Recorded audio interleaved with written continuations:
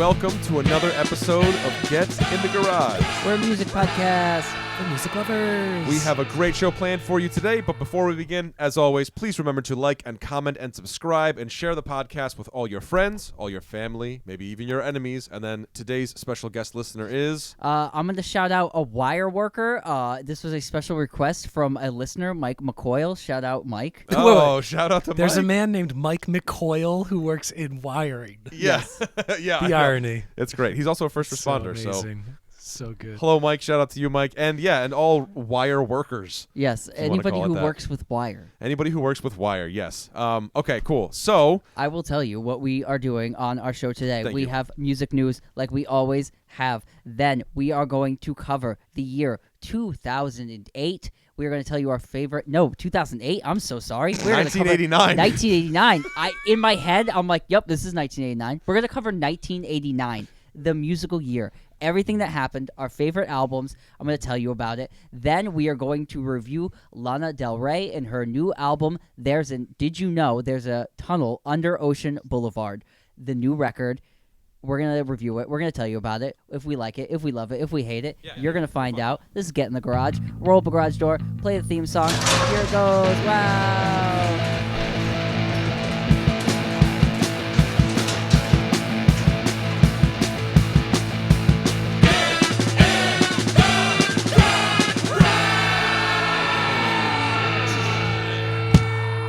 all right. Wow. All right. How wonderful was that? That was great. This is music news. This is music news. If you want to lead it off. I will lead it off. This is legal news. Here we go. Order in the court. Yes, order in the court. The late Roots bass player, his widow is filing a lawsuit against the band Questlove, Black Thought, Live Nation for racketeering and fraud. So what is going on in this case in a nutshell is... It's weird. It is a lot going on here, but so what they're claiming is that the peoples I mentioned were running these businesses. These businesses would fund their musical career, and the allegation is these businesses that they were running were fraudulent businesses that were funding their musical endeavors, and also had left out the late bass player in these money dealings and filings, and that he should be in with like the registered trademarks and all that this LLC under these companies does own. So I think she's looking for earnings from the legitimate earnings from these things if they are legitimate. This is all speculative, by the way, so none of this has happened or not happened. Yeah. This is just out in the air. These are the allegations of what happened. I don't know if this sounds true. It sounds pretty far-fetched and out there, but so basically, their bass player is widow is just looking for, I think at the end of the day, like really just like T-shirt money and things of that nature. Some like kind of like legacy on from the band to make money, seeing that the bass player being a founding member of the Roots. So This is Hub, yes, who played with the band for 15 years, left the band before they really cashed in and did the Jimmy Fallon late night band. yes. Oh, he left before that. Yeah, he left in 2007, and they started playing with Jimmy Fallon 2009 maybe. Oh, okay. 2010. So That's yes, Yeah. correct on all those things. He left that year exactly, and his reason for leaving too was supposed cancer diagnosis, which is unfortunate. So hopefully that gets like brought out in some kind of like nice way that like doesn't get involved with the courts, and maybe we don't see the rest of it and it gets solved nicely and everyone's happy at the end of the day. But that's what's going on in that situation. That was a little bit of legal news for you. Yeah. And Questlove seems like a real great guy, so I don't feel like there's anything nefarious that would be going on. So let's hope there's not. Yeah. Well, I have Questlove news as well to kind of piggyback off of that. He is going to be in charge of the music for the Aristocats, the Disney Aristocats. Not just the music, film. he's actually going to be directing the film. Oh, he's directing it too. He's directing. Oh, that's right. the Yeah, that's new right. I'm sorry. Live action Yeah. CGI version of the Aristocats. What? Yeah. It'd be his first feature film to be directed after his documentary feature, The Summer of Soul, that came out 2-ish years ago. Yep. So Yeah, he's also in the works pretty cool, to man. produce a Jay Dilla documentary too. So Can we just talk? Are they gonna have butts as the cats, like people cats?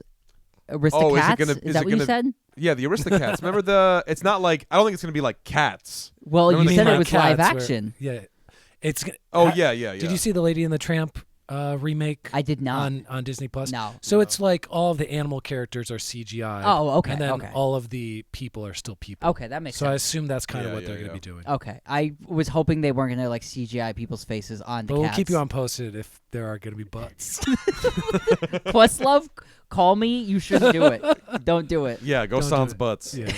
Sans Butts. That's amazing, and Yeah. Yeah, pretty cool. a great chance to undo that terrible scene in that movie that we all know. There's a couple. There's a couple. few. There's quite a few. There's yeah. quite a We few. watched it the other day. And I was hope like, the Siamese cats get redemption in the film. Can we Yes, almost guarantee that agreed. most of the roots will be represented in the big house party scene? Probably. that has hat- different I cats? Like, I certainly assume hope that's so. gonna That- happen. Black, Yeah, that's gotta Black Thought as a cat. Oh, with a fedora. you know it's going to happen. Come on. It would be great. Come on. Yeah. In other music news, this week, Afro Man put out home footage of a police raid in various music videos, and he is now being sued by the cops. Afro Man lives in Ohio. Afro Man, known for his song "Why I Got High," released in like 2000. He was barged in on the police, and they broke a lot of things in his house, and he claims that they stole money and dismantled his security system and lost $20,000, et cetera, et cetera. So he took the clips from his home surveillance of the cops coming to his house, and he used that as the music video for a couple of songs that he's released, including one, I think it's called "Will You Repair My Door?" Or "Will You Repair My Gate?" It's something like that.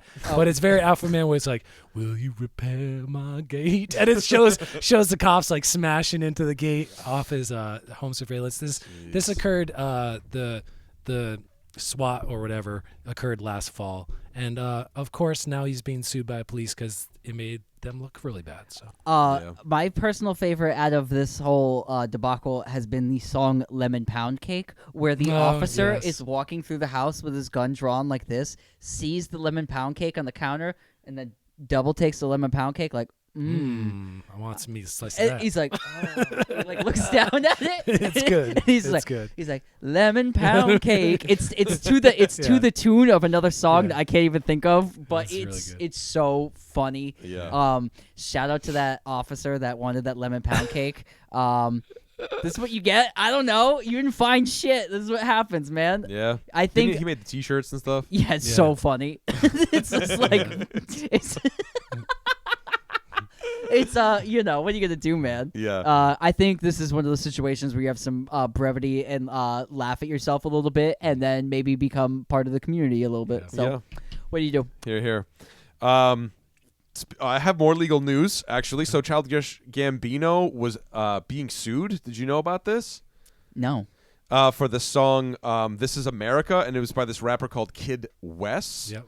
who wrote a song called "Made in America." This was a year before, so I think "This Is America" was 2018. Kid West had released this song in 2017, the year prior to that. And have you heard? I have. Yeah. I mean, it's similar-ish. But like, has the phrase "This is America" ever been uttered by a billion other people on the planet? Yeah, right. So I don't know. Right. I think I've so- said it like today. Like, this Yeah. is America. Yeah. You know. But you know, it's very. This is America, made in America. That's like, you know, I I guess don't I know. guess I understand. America only has so many syllables. Yeah. So many notes the human ear can hear. So I went to Kid West's Spotify page, though, to be fair, in comparison, and I think the highest number of streams that he has is like 7,000. Let's get those numbers up. something. So, it looks a little, you know, it just looks. You're like, what are you doing, man? He's trying to get some of that money. Yeah. Sure, he'll get paid. He'll get $50,000. Yeah, something, Whatever.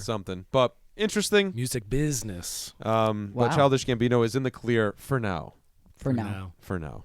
Wow. I saw an Very- outfit he wore. I think it was at the Oscars, and it was like a completely cut off back. Oh, I saw that too. It was a look. It was a look. It was out It there. was, Yeah. it was like a double-breasted suit, and then the whole back from shoulders down was cut out. So it was like Marvin Gaye meets like Celine Dion. It was a good look. No shirt underneath the jacket. No, either. I mean you Come can't. on. You have to go full commitment. Come on. We're gonna post Loved pictures it. here. Yeah, we'll so post pictures. Yeah. Maybe I'll make Mike Drake in that outfit. Oh, maybe. All right. Uh, I wanted to just shout out real fast. Madlib, famous hip hop producer, was on Sway in the Morning, and he said that he is finishing up the finishing touches on a Mac Miller release that they were working on prior to his death. And it was in limbo with the estate for a while. I think they wanted to get these other 2 records that they had in the wings waiting to go. But yeah, so we're going to get a Mac Miller Madlib produced record, which sounds pretty amazing to me. I can't wait to hear that. And he also said he's working on a new Erykah Badu record. So shout out to that. And I can't wait to hear both of those things. The Mac Miller, did they allude to like when that to be expect that to coming out? No, there's nothing yet. No, but it's Just curious. coming out. Yeah. So, Oh, can I one more thing that's is coming out this summer supposedly is the Ed Sheeran Cradle of Filth collaboration give the people what they that want. we all needed. Danny Filth has been Apparently they're like good friends. they're like blossoming this beautiful relationship about something I don't know. He's like, Maybe you're pale, I'm pale. Let's just this is where hail Satan. they're talking about their postmodern albums all the time. Yeah. So this is a collaboration album that is coming supposedly. It's a full album too. Yeah, we're gonna review it. We have to. We can't We not. have to review the Ed Sheeran "Cradle of Filth." Cradle of Ed. Cradle of Ed, it's Ed Sheeran of Filth. Sheeran of filth. Filthy Sheeran. So well, we'll look forward to that. get one excited whenever for that those comes releases, out. guys. Get excited. So I have some more legal news real quick just to round it off. So Okay. 2 things, or just one thing rather, as far as Ticketmaster goes, they're facing a lawsuit for Drake prices. Apparently the price had changed over the course of 2 days. Dynamic pricing, all that stuff. You know the deal. We've been talking about this forever. It's like everywhere if you're like paying attention to music news between The Cure and if you listen to the Taylor show, Swift, you should know. and yeah, if you listen to the show, you should know. But it looks like Drake is attempting to take down the monolith, so we shall see The what monolith happens. shall fall. They also just got dropped too. Ticketmaster got dropped from some historic theater in like Brooklyn, New York, King's something or other. Yeah, but that's just like one. You got. But it's like you gotta- need to get like MetLife Stadium to be like, hey, Ticketmaster, MetLife you know. Stadium. You got to get. The Dunkin' Donuts. You got to Center. get the Dodge Ram Arena. Yeah. So Moving on. moving on. I want to shout out a 50th anniversary that is album that's getting a physical release. Last year was the 50th anniversary of Honky Chateau, the Elton John album. And this year, we're finally getting a physical release of that record. You're going to get a remastered version of the album on this physical release. They have new session demos, and then the live album that also accompanies the record is live from the Royal Festival Hall. I dug through some of this and listened to a little bit of it. There's a lot of cool stuff in here. These boys did as well over here, so we're going to talk about it. I think this is my favorite Elton John album of all time, and I think his most classic album, in my opinion. I think it's better than Goodbye Yellow Brick Road. I'm a big fan. Do you guys love this album? Are you a big fan as this as I am? Is this like top tier for you? What do you guys think of it? I've never been an Elton John album guy. Never. I'm a hits singles guy, and the one album that I really listen to a bunch as an album is Goodbye Yellow Brick Road.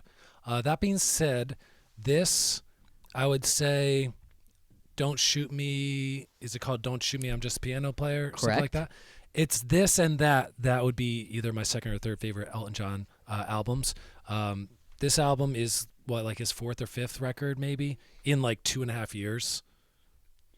Yeah, Or I don't know. it's something It like is that. his Something- fifth. It's his 5th studio album. Okay, yeah. This does have, by all estimation, maybe one of the top 1, 2, 3 Elton John songs, which is Rocket Man. It closes off side one. Mona Lisa's and Mad Hatters, of course, used in Almost Famous, the movie from 2000. Honky Cat, which opens up the record.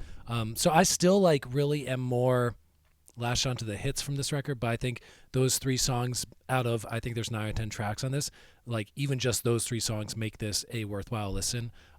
And yeah, this is Elton John in the groove of like, he is now kind of like peaking in the middle of his like classic run of the first like 7-ish albums. Are all like pretty 4 to 5 star albums. Yeah, this is his first of 6 consecutive albums that would hit the number 1 on the Billboard top 200 charts. And yeah, I agree with everything that Jeff said. I threw it on today before coming to the podcast. Like I was like hanging out and playing Magnetiles with my son, and it was just it's a great soundtrack to just kind of just being together and, you know, doing your thing. And I think it's a classic 70s record in all aspects. Like Jeff said, the standout singles, Rocket Man is ginormous, and Honky Cat being a close second and another classic Elton John song. If we're just going like some of the album stuff on here, Susie is one of my favorite album track Elton John songs ever. Pretty Little Black-Eyed Susie, great chorus, rock and roll to the core, great like barroom piano on it. And again, a song Elton John performed live a ton throughout his career is I Think I'm Gonna Kill Myself, which is one of my favorite Elton John songs. It's a teenage lament, like, my dad won't let me go out Saturday night, I'm gonna kill myself. And it's just one of the funniest tongue-in-cheek songs of the era. Very Elton John to the core, and Bernie Taupin. I think like that kind of writing style. Also, this album has that kind of western-y feel that Madman Across the Water kind of has, but it also has that like band style, The Band, Levon Helm and gang. I'm talking about style on it as well. So it's that British singer-songwriter heavily affected by American music, and then definitely the R&B is in there too. And the Stax records, the swampy stuff. And it all combines on this like way better than Madman Across the Water, and it really makes like a concise statement, and I think they made a really great album. And I think like Jeff said, Elton John for me, for the most part too, I'm a singles guy as well. My most played Elton John record is Elton John's Greatest Hits, Volume 1. It's a classic. You know, I can't really get over it. But if I'm going albums, Honky Chateau is the number 1 album I go for. It has great hits, great album tracks. And if you haven't experienced Elton John's albums, I think like the classic run is really first album up till, I'm going to say, like, Captain Fantastic, but even up to that point is a little pushing it with Caribou and Captain Fantastic. Kind of ends for me at Goodbye Yellow Brick Road. But check out Honky Chateau. Really great stuff. And I think it's heavily like American British influenced music. It's really cool. And is he now technically retired from touring? He did that big concert that's on, HBO or Disney Plus or something like that. Oh yeah. The one I think Disney he's Plus, not performing anymore. I think that's it. He did his last show finally. I don't know if that tour ended yet, but I think it did. No, the American leg ended, but he's like 70. Oh, maybe that's what it is. Maybe? I think it's his final show in the United States. I think he's still going overseas. Because I'm sure he'll do like a finishing it Royal Albert Hall date here and there or something like David Gilmour does, like Eric Clapton does. They all just do a Royal Albert Hall night once a year, and they just, This was like the last I'm done touring. So. Yeah.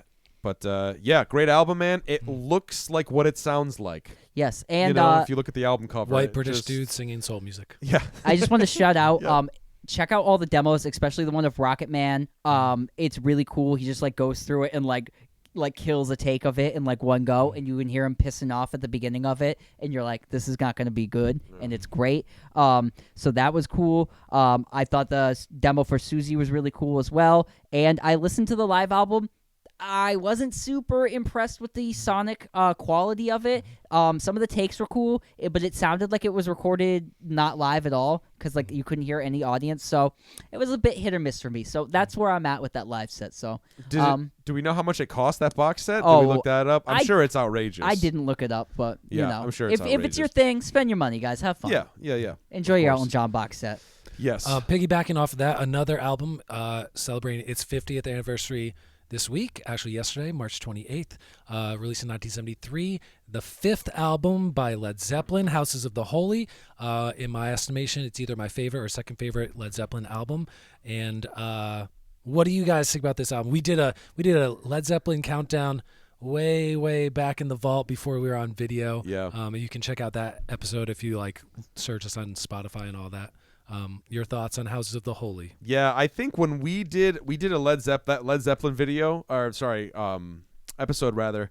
I think I selected Zeppelin 2 as my favorite Zeppelin record. Yep. But it's now looking back, it's Houses of the Holy, man. I love this record. It's the one I've listened to the absolute most. It's got like my favorite Led Zeppelin slow burn jam on it, No Quarter, fantastic song. And one of my favorite faster songs from Led Zeppelin, The Ocean. It's back-to-back on the end of side 2. It's just a fantastic record. This has been my favorite Led Zeppelin record, I think, as long as me and Mike have been friends. Mike really showed this record to me when we first started hanging out, and we watched Song Remains the Same. How many times? The movie, Yeah. like one of the first times we hung out together, and this is the album that tour is based off of. And I fell in love with every song in this record. Again, the legendary like stoner song of all time, No Quarter. Like it's the quintessential stoner Zeppelin song, I think. Right? It's spacey, keyboardy, awesome. The vocal effect with like the super cool. And then, like, again, too, this is the Zeppelin album where they took the blues out of the Zeppelin for the most part. Like, Jamaica, Dire Maker is the reggae song on here that is really cool, and they like Zeppelin out that shit. The Crudge on here is basically a James Brown rip, like Zeppelin doing James Brown. This is my favorite style of Zeppelin, kind of dipping their toe into other things. Later on, for me, it gets a little bit too out of control, and it's not really like what I like anymore. But this is like the beginning of the end for me. This is my favorite Led Zeppelin album. They do a little bit of everything on here. Yeah. Shout out to that crazy guitar in Dancing Days. Yeah. A wall of crazy guitars. Oh, so good. Some of my favorite songs, I really enjoy Over the Hills and Far Away, which opens the acoustically and then breaks into a rock song. The Crunge with its weird horn-like synth parts played by John Paul Jones. Very like early 70s Stevie Wonder style.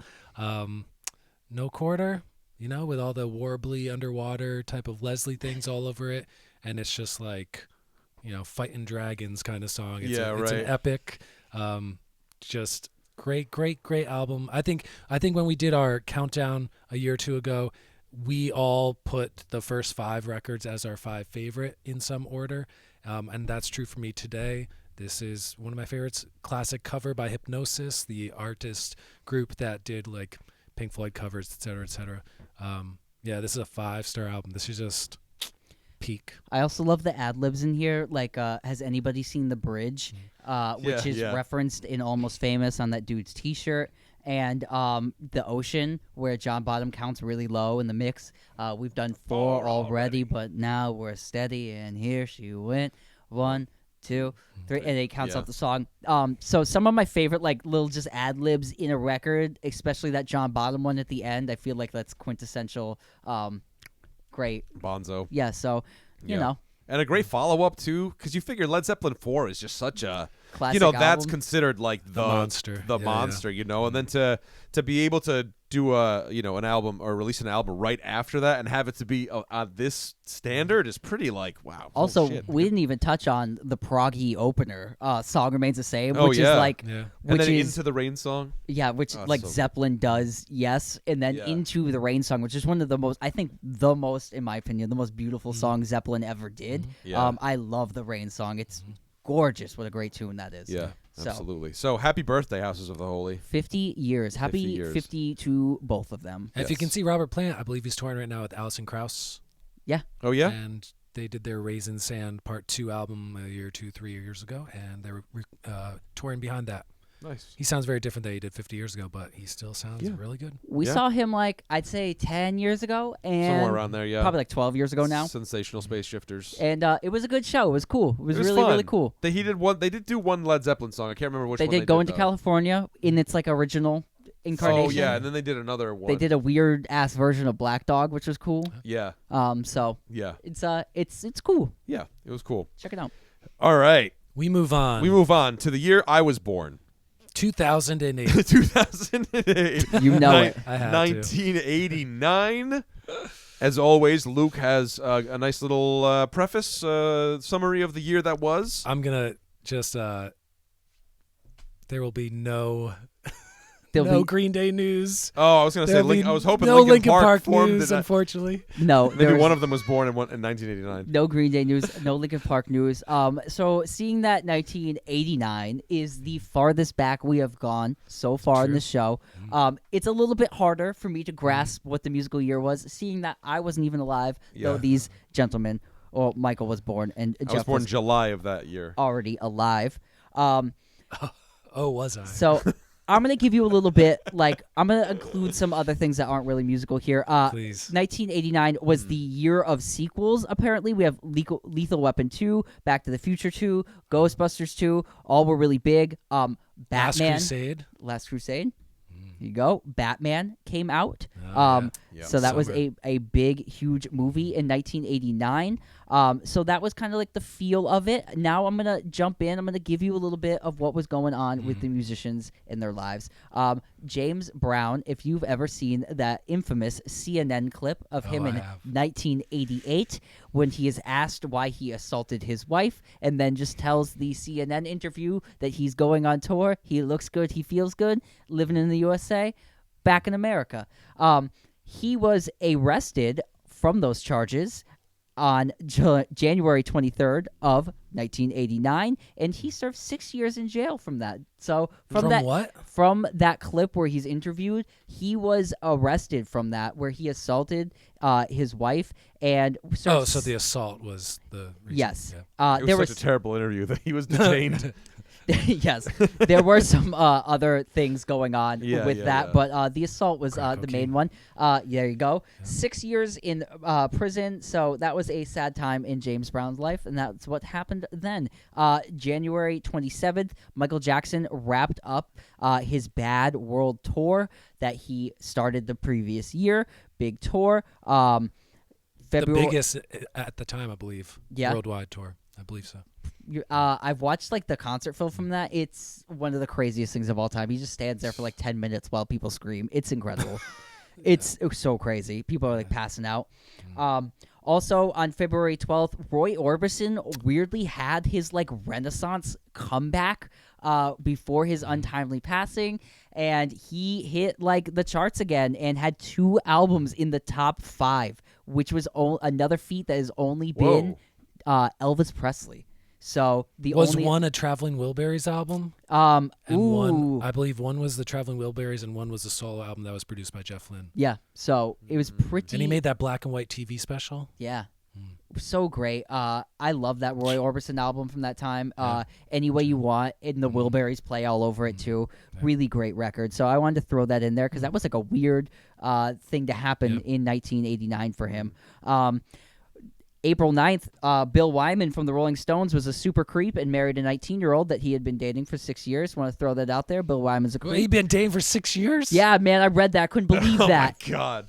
Creep. How old was he at the time? Oh, old as He's dirt. the oldest Rolling Stone the member, oldest Stone. so 60 probably. Not good. Not good. Not good. Not good. That's Jerry Lee Lewis level. Yeah. Yeah, that's So, no, it's Yikes. worse because that Yeah. happened fucking 40 years before then. yeah. Oh yeah. Not that it makes it better, but Yeah, no, but I hear what you're saying. Yeah, it's bad on all fronts. So I just want to throw Yikes. it out there. Bill Wyman, super weird. Michael Jackson in speaking about super weird, speaking of super weird, right back to the King of Pop, who was named the King of Pop in 1989 after receiving the Soul Train Heritage Award. That's when he was crowned the King of Pop, and it has, I think, Majesty. stuck ever since, no matter how weird things have gotten since.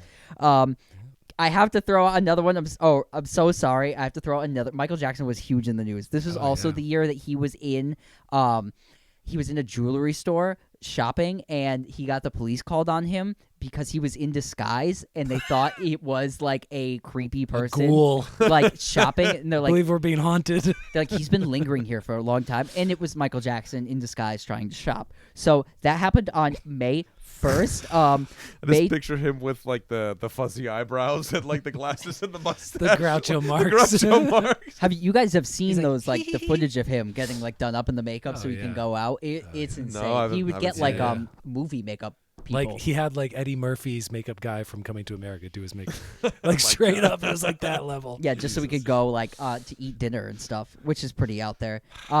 July 29th, the Bee Gees perform their U.S. tour for the first time in 10 years. The Bee Gees were back in America. So that was cool. The Stones kicked off their Steel Wheels tour. They came back to America as well. They played at Bill Wyman's new wife's middle school concert. There you go. And I It just was a luncheon. thank you guys, thank you. He's like, I'm here for the parent-teacher conference. There's like, why is Bill Wyman in this school right now? In August of that year, as well, Dr. Feelgood by Motley Crue was released. So I just wanted to like Listen, 1989 was a gross ass time. That's what So I'm saying. sleazy, I wanted so to like nasty. show you like it was Michael Jackson was huge. Madonna was really really big that year. Madonna also released like a prayer that year and yeah. performed at the VMAs and did the shocking performance. The Black Jesus in the music video. Yes, was very Controversial shocking. at the time. The cross burnings as well in the music Yep. video that year were also throwing everybody up in arms. So this led Pepsi to drop Madonna. So basically, you really had like Madonna, Michael Jackson, and like sleazy like glam rock hair metal was still like absolutely giant and had not died yet. And I think when we go into our album picks, we're gonna talk a little bit more about the underbelly of like what was actually happening and what would turn around into 90s music, because this is 1989 and we have like no 90s styled music really on like the zeitgeist of what was happening in big right. popular music. So that was what was going on, and I wanted to give it to you. That was it. all right. That's So it. we're Do gonna you have, give you do our we have any albums. numbers of top albums or anything that year, or we I- just want to hit our picks? Oh man, I forgot to look up your top 10 of the year. Top no 10 worries, dog. songs 1989. I'll get it for you. It's gonna be. I will not be surprised if it's like 5 Michael Jackson songs. Okay, here we go. know, like- This is the Billboard Okay. top 100 Year-end? for the end Yeah. of the year. In 1989, 10, we have okay. "Giving You the Best That I Got" by Anita Baker. That's number 1. That's No, number that's 10. 10. Okay. Okay, Anita Baker, slow jams. Okay. Right? Okay. We have at number 9, the artist is Will to Power, "Baby I Love Your Way." Okay. Oh. Is that no? That's Peter Frampton. Oh yeah. Yeah, but did they redo it? I don't know. Will to Maybe. Power. Did anybody know this song? I don't know this song. Right? No. Wasn't there a cover that kind of sounded like Simply Red, like Red? No, UB40, like Red Yeah, Wine yeah, style. yeah. So it could be that. I Yeah. don't know. It says. I don't know. Wow, we gotta look that up. Yeah, we we gotta have to look that up. Okay. At number 8, we have "Girl, You Know It's True." Oh, Girl, you know it's true. lip sync extraordinaire, Milli Vanilli. There you go. Oh, yeah. That's man. it. Number 7, "Wind Beneath My Wings" by Bette Midler. Yeah. Beaches must have come out like that year. Yeah, okay. my uncle loved the song. Shout out Uncle Beaches? Bill. Yeah, I think Beaches. Definitely had that record in our Yeah, house. yeah. "Wind Beneath My Wings." That was it. Number 6, we have "Cold Hearted" by Paula Abdul. Do you know this tune? Nope, I know like two other hits. I don't know that one. Cold Hearted. I might know this I one. know the song with the dancing mouse or cat in the video. yeah. Whatever that Do was you called. love me? I don't know what it's called. So that's at number 6. Number 5 is "Miss You Much," Janet Jackson. Do you know that one? No, is that off of Rhythm Nation? Maybe has to be. Oh, yeah. "Straight Up" is at number 4, Oh, Paul Abdul. Okay, yeah. which I was just singing for you guys earlier.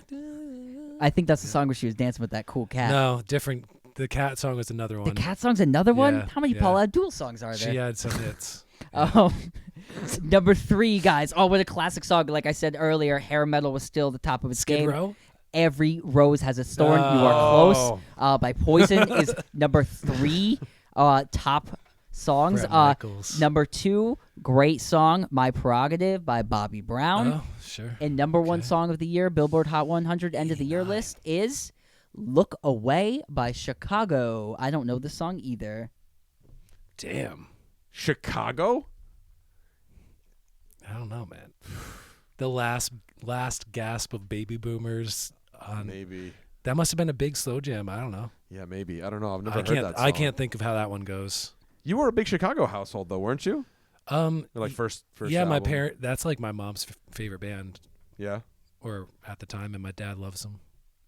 I don't know. I don't know. Do you want the top 10 best-selling albums? You know it. Okay, Oh. here we go. I'm going to give you 10-1. Okay. All right. 1989. The Little Mermaid soundtrack Oh, nice. at number 10. Nice. Big. Menken and Ashman. Yep. Love it. Okay. Okay. Number 9. I don't know what this is. It looks to be... Do you know what this is? It might be... Oro, Incenso, and Bira. Is it an Enya album? Zucchero. I have no idea what that is. I don't know what that is. That was either. number 9. Number 8 is Soul Provider by Michael Bolton.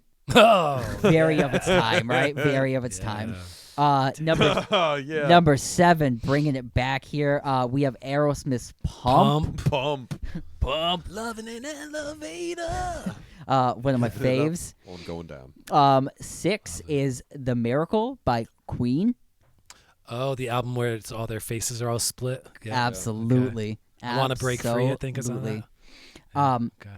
Number 5, Garth Brooks by Garth Brooks. Oh, the slick stuff. Yep. Neat stuff. Cool stuff. It's official. Number 4 is Heart of Stone by Cher, which I didn't. Oh, was that Turn Back Time? That might be. Maybe. That might be. Kind of doubt. I don't know. She won an Oscar, I think, that year too.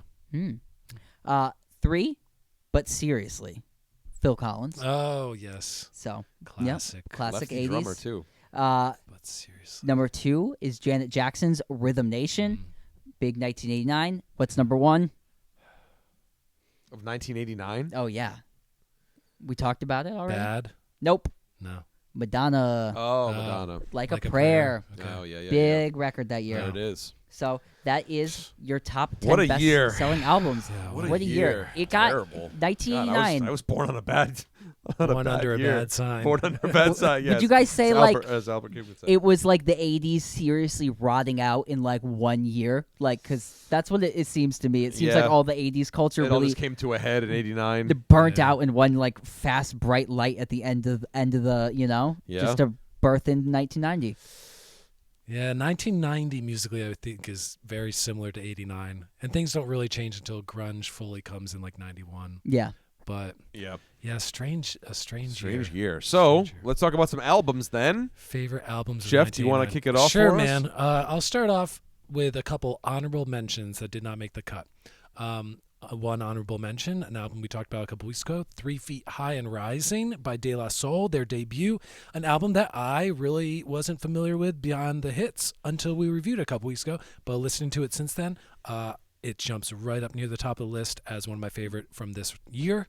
My other honorable mention, I thought this would take the title, but did not. It got beat out by a slim margin, and is the debut by 9 Inch Nails called Pretty Hate Machine, which features one of my favorite debut opening songs, Head Like a Hole. This is a great album. This is like 9 Inch Nails. It's still industrial and grimy and hard-hitting, but it has that 80s synth pop type of thing still like very heavily in it. So think like Eurythmics kind of done by an angry young man. I love this album, but it got beaten out by my favorite of 1989, which is the sophomore album from the Beastie Boys, Paul's Boutique, produced by Dust Brothers. This is a sample extraordinaire album. Features great songs. One of my favorite Beastie songs of all time, Shake Your Rump, Johnny Rydell, Barrel of a Gun, The Closer, B-Boy Bouillabaisse, which is like a 13-minute, like 9-part opus. It might not be their height, but like it's the height of that sample craziness, just like the De La Soul album. So Beastie Boys, Paul's Boutique, my favorite album of 1989.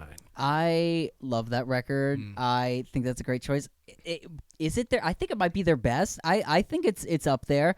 It might be their best. I don't know if it's my favorite because I also really love Check Your Head and Ill Communication. Right. And Hello Nasty. I mean, like this run, the next like 4 albums are. This is for me a really like fun record. I love all the samples. I love the jokes. Shout out to Fred Flintstone driving around with both feet. That lyric like cracks me up every time. I just love this record and I just want to shout out the bass drop in Shake Your Rumpa, which is like one of the first nastiest bass drops of all time, and it's still a nasty bass drop. Bass, So shout out to like that bass dropping culture that might be like birthed on that record on that song. It is incredible. Cool choice, Jeff. Love it. Yeah, great choice, man. For my choice, I'm gonna go with something that maybe is not necessarily my favorite album of the year, but I saw it on the list. And I have a sentimental sort of attachment to this record and to this artist. It is the 4th studio album by Stevie Ray Vaughan. Oh, okay. It is In Step. Okay. It would be his final album he ever released before his untimely death in 1990 in a helicopter accident. I think it was a helicopter. I believe so. So the album itself is really sort of a peek into a sober Stevie Ray Vaughan. He like sobered up right before he made this album. He had like collapsed in Germany. He was drinking cocaine. It was a bad time. So he had some newfound sobriety, and he came up with this album June 6th of 1989. It's got some great songs on it, man. Like, I mean, you know, The House is Rockin', like that's, you know, just that's like a fun song. But songs like Crossfire and Tightrope, where it's kind of an insight into sort of like, you know, walking the tightrope. He's talking about like what it means to be like what sobriety is, man, and like kind of how he had a second chance. And really, Stevie Ray Vaughan, the unfortunate, I think, stereotype or trope or whatever you want to call it is it's just like, oh man, like Metallica was better when they were drunk. Like a statement like that tends to be said in those types of things. For me, it's the opposite. Sober Stevie Ray Vaughan is just like mind-blowingly incredibly good.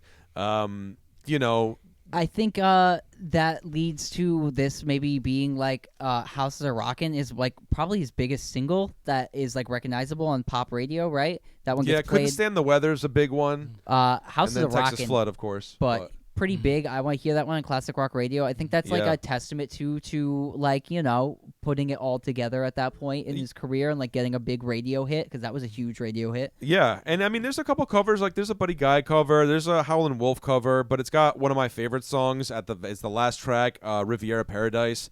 It's just like this beautiful, you know, Stevie Ray Vaughan always wanted to like venture into the world of jazz, but couldn't quite do it because he was too Albert King and he wasn't enough Wes Montgomery. So, but it's kind of like every once in a while he gives you a little morsel of like some of the sort of other things that he wanted to do musically and sonically. And yeah, I just think it's a fantastic album. And I saw it on there, and I mean, I was going to pick Journeyman by Eric Clapton, but I thought, no, this is the way I'm going to go. I thought you might pick Full Moon Fever by Tom Petty. Oh, I did think about that too. Yeah, I thought about that too. But I saw this, and the release date is the birthday of a friend of mine who passed away, so I'm like, it's a sign. So the respect of I'm SRV. That's it, man. Respect SRV, because really he was one of the last great electric bluesmen. Guitar heroes of that nature. I'm going to predict Luke's. This is hard to predict. There's a couple Luke records in this year. Yeah. Yes, there are. There's only one, though. You know, quick shout out real fast to close contender Pixies Doolittle, which I do love, and one of my favorite records of all time, Operation Ivy's Energy. Great albums, but I am going to go with the ubiquitous The album. It's Nirvana. It is Bleach. I have talked about it before in this podcast. We did a Sub Pop Records review a few weeks ago, and I think I talked about it then. But if it's 1989, when I think of 1989, I think of this record. This is the birth, one of the births of grunge. It is Nirvana at their most metal. It is a great album, and it has songs like About a Girl, No Recess, Mr. Mustache is on here. Just really great early Nirvana. It's super, super dark and heavy, and I'm I'm into it. It's my favorite Nirvana record at that. So, Yeah. I think this record took a lot of what Black Flag and Sonic Youth were doing, added some really good melody to it, and sent it out in the world. This record would be very popular in the 90s when Nirvana blew up in 1992 afterwards. So I wanted to kind of throw this in there, and along too with the Pixies release, Doolittle. Two classic indie releases that still sound fresh and innovative today. And they were the undercurrent to your Michael Jackson and your Madonna.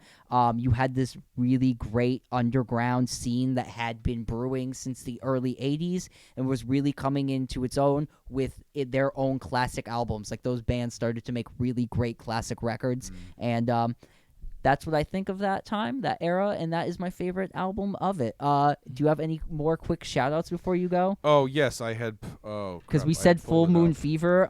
That was one I really, really loved. Soundgarden, Louder Than Love, 1989. Yeah, yep. Again, that early grunge in there. Vinnie Riley by the Durruti Column. Very interesting late 80s record. It's like all instrumental guitar, and there's snippets of opera and soul music used as samples into it. Oh. Yeah. Check out the song Otis by the Durruti Column. Okay. Yeah. Batman, the soundtrack. The Bat Dance. Come on, Thank man. you. The Bat Dance soundtrack. Prince, come on. You can't get Batman. more classic. Skid Row, self-titled. Alice Cooper's Trash. Beneath the Remains by Sepultura, and Altars of Madness from Morbid Angel for all the metalheads out there. Stone Roses. Another one to go with Paul's Boutique. The Jungle Brothers, done by the Forces of Nature. Another great hip-hop house album of that time. I love that record.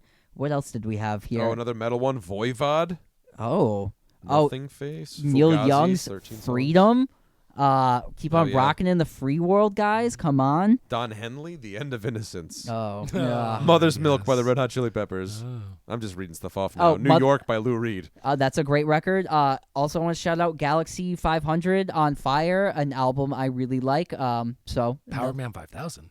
Oh, Galaxy 500. This is what it's like when worlds collide, man. yeah, Galaxy 500, great band. Bob Dylan with Oh Mercy. Not a great, yeah. not a Yeah. great Dylan. You Looks like that it looks Dylan like the record? Offspring It's all right. album cover. What in the hell's going That was on? It's there? like my 7th favorite. Oh, that was way down the list for me. That one's rough for me.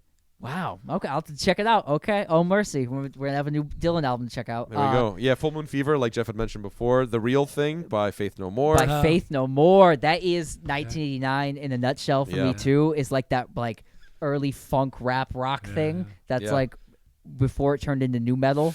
Yeah. Precursors. Well, there you go. It was a crazy year for music and people and everyone. It was the year that I was born. Were you alive? What was your favorite alive? song? Were you not alive? What was your favorite song? What was your favorite album? Let us know in the comments below. We're going to take a quick break, and then we'll come right back with our brand new album review. Wow. Wow. Wow. Wow. Wow.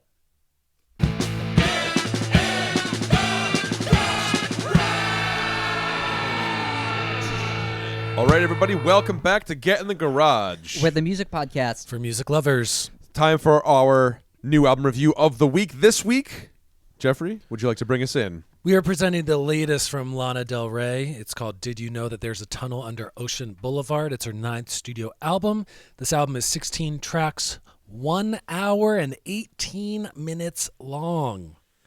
Let me repeat, 1 hour and 18 minutes long. This album is produced by Lana Del Rey, Jack Antonoff, Drew Erickson, Mike Hermosa, Zach Dawes, and others.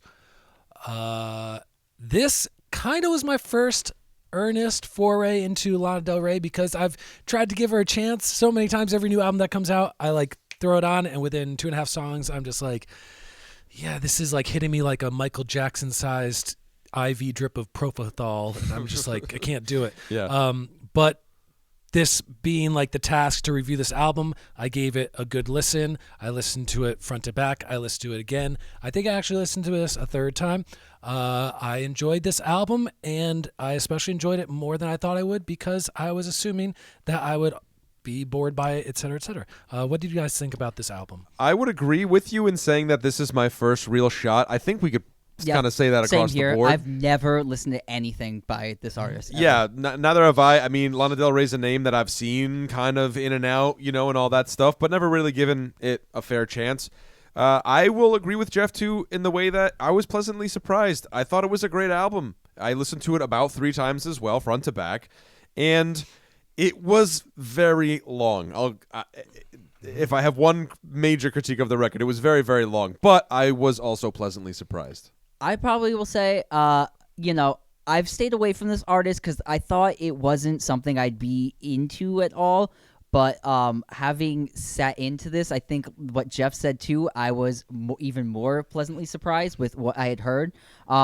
What comes across to me instantly about this record is that Lana Del Rey is making pop music, but it is also very in the classic style of music. It's kind of like got a lot of Joni Mitchell and classic touchstones going on that make it very classic. The songwriting on this record is very elevated from her peers. She is a masterful songwriter. I feel like that comes across in this record. The wordplay on here is interesting. Yeah. The forthcomingness with her life and what's going on in it, and the way she writes about it in veiled detail and metaphor, I find is very refreshing for an album that's stylized as a pop record.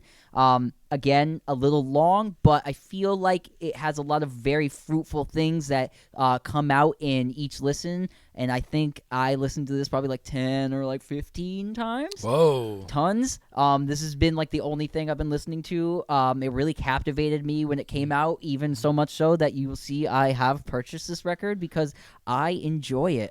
So Putting his money where his mouth is. I did. I put this on after the second listen. I went, I'm going to go get this record right now because if I don't, I'm going to be disappointed because there was a lot of songs I had stuck in my head I was singing and I just enjoyed. So Yeah. that was where I'm at on it. A special creative shout. I said Jack Antonoff played a heavy role in this production. He's credited as a co-producer on like maybe 12, 13 of the 16 songs. Jack Antonoff works with Taylor Swift and Lorde and St. Vincent and a bunch of other people.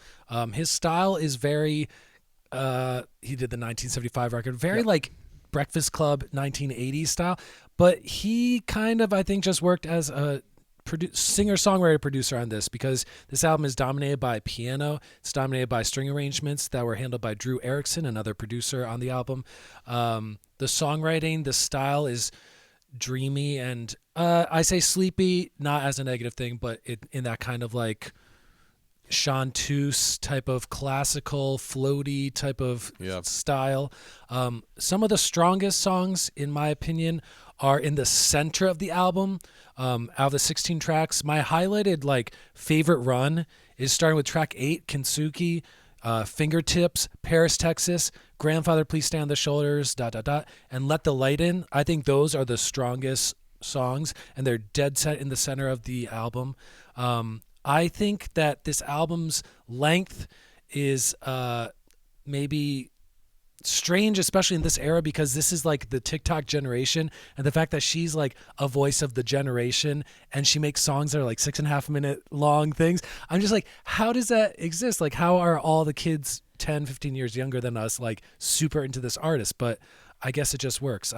My critique, I would have loved to see like 6 of the songs brought down by a minute or a minute and a half. Like the 6.5 minute mark, you start to kind of on most of them. The interludes, I love John Baptiste. I love his energy. I love his laugh, but I don't need a 3-minute John Baptiste like singing and playing piano interlude. I don't need the preacher interlude at all, which is like 4.5 minutes long.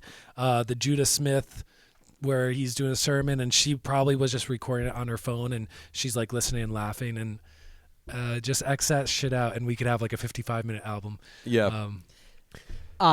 Very good critiques. I feel that way a little bit about the interludes. Like, in some way, it's interesting to have them and their reflectiveness of like the nature of her life and those things. But another point, they make this album longer than it needs to be. And And again, too, like A&W, American Horror, that song that song's almost 7 minutes long. It is just over 7 minutes, 7 minutes and 13 seconds to be And exact. like that's one song you could like cut like a minute of that beat off, and you'd still get the same feel of it, I think. And isn't that a reimagining of a previous song, American Horror, that she had released? I don't know if that one is entirely. I think that one has a bit of play on it, but the one on here that is definitely a reinterpretation is Taco Truck. The closer, yeah. Yeah, Venice Bitch. Venice Bitch. I think that one has some like allusions to past songs in it, but yeah, that song was another very interesting one because it was one of the only ones with a hip hop like styled beat. And that was just at the closing for like emphasis. I thought it was cool. It was really cool. Shout out to one of my favorite lines on the whole record, where she like says like the guy's mom's calling her to talk about him, and she's telling her that you're fucking up big time. One of my favorite like things on this record, and that's one of them. So yeah, and other songs I know, like you saying you loved Paris, Texas on here. Yeah, Paris, Texas is a great tune for me, and also it's one of the shorter songs on the album. I think the other shortest song is the song Sweet, which is another song that I really, really liked. We've talked about it before, how, opening tracks and what's a good opening track, what makes it a good opening track, and all that stuff. For me, The Grants is great, a great song too, as an opening track, especially because she's got them doing this sort of, vocal rehearsal thing in the very beginning. And it sounds like the song that will come with this intro is going to be this sort of, happy, sort of warm hug kind of song. And then immediately it just dives right into like a minor chord, and you're like, and it sets the tone and the pace for everything that would follow on this record. And I love that. I love an immersive album, and I was kind of like, I really was taken aback. A&W, I did like that song. I thought that the back half of it was cool because you needed that little bit of a quick pick-me-up. Yeah. You needed some of that. My critique, I think, is shared pretty much by all of us across the board in the way that it is a very long album. The interludes, give or take them. I don't know, if you like them, if you don't.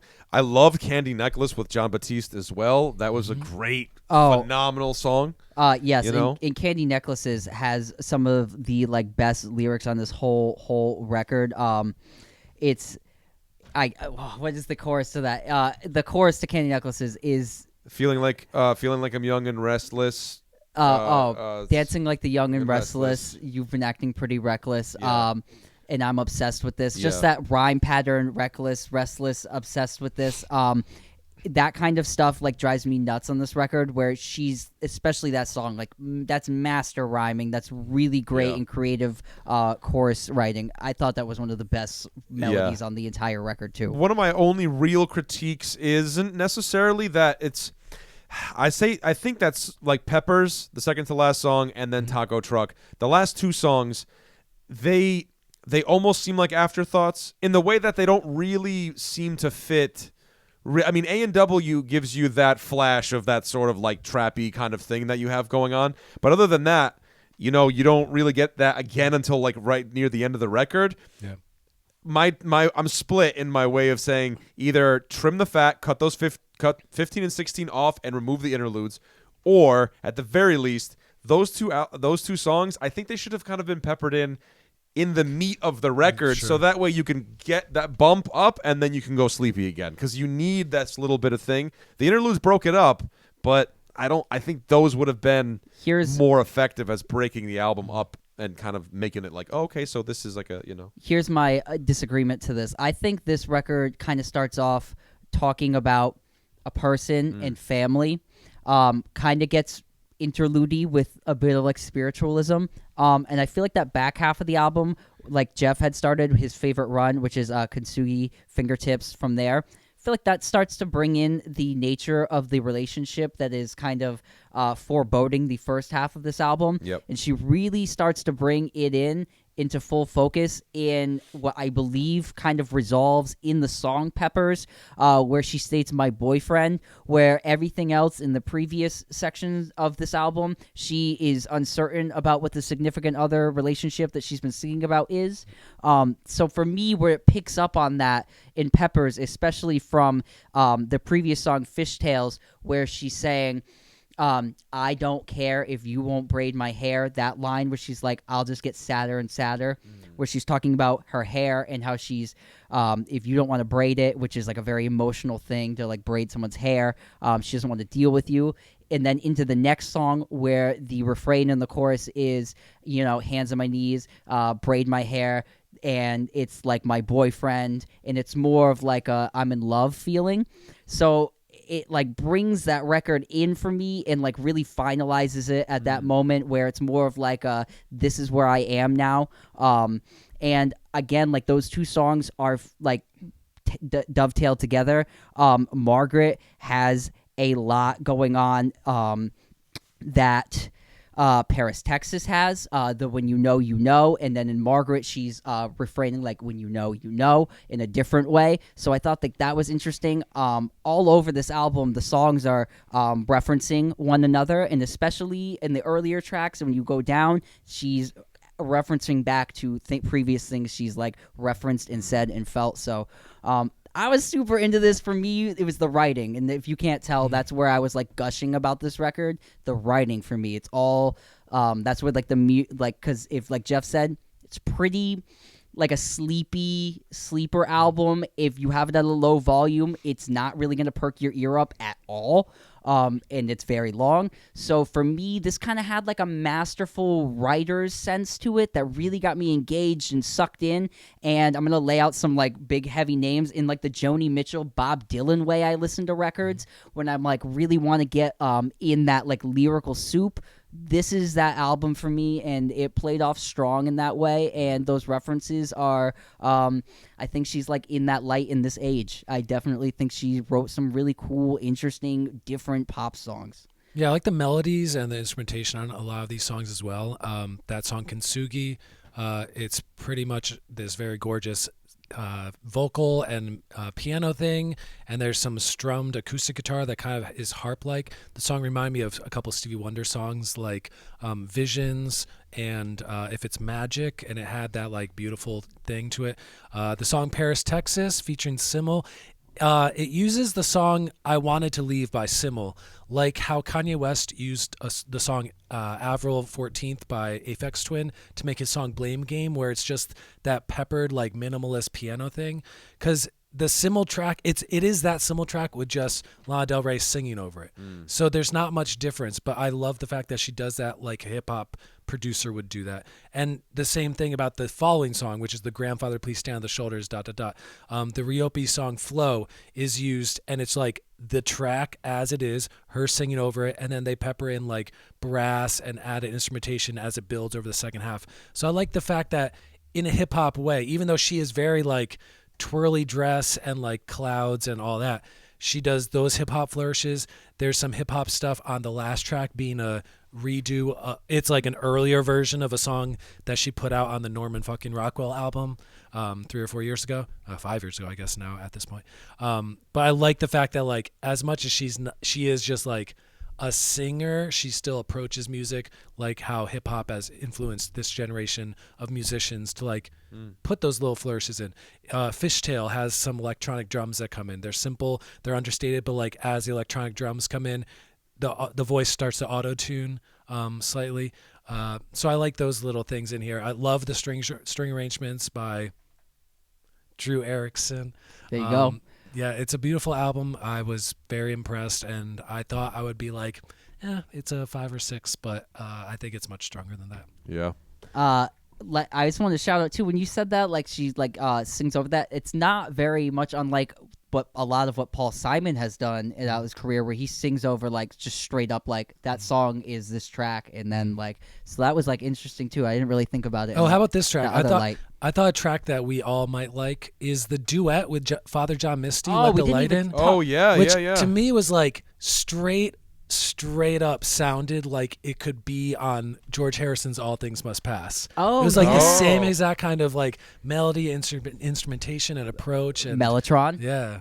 That's the song that got me hooked into this record. So like as I was listening to it, and then that one came on, and that one I absolutely fucking fell in love with. And that's I, late. That's like Yeah. 12 or 13 on I the record. fell in love Yeah, with that 12, song.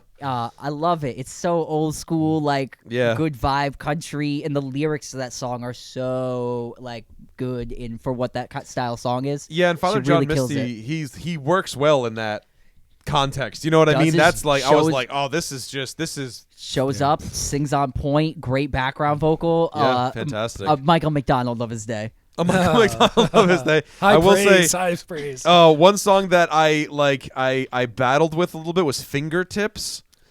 That tune, do you guys remember that one? It's That's like the one. it's an extended diary entry with a string arrangement. yeah. basically.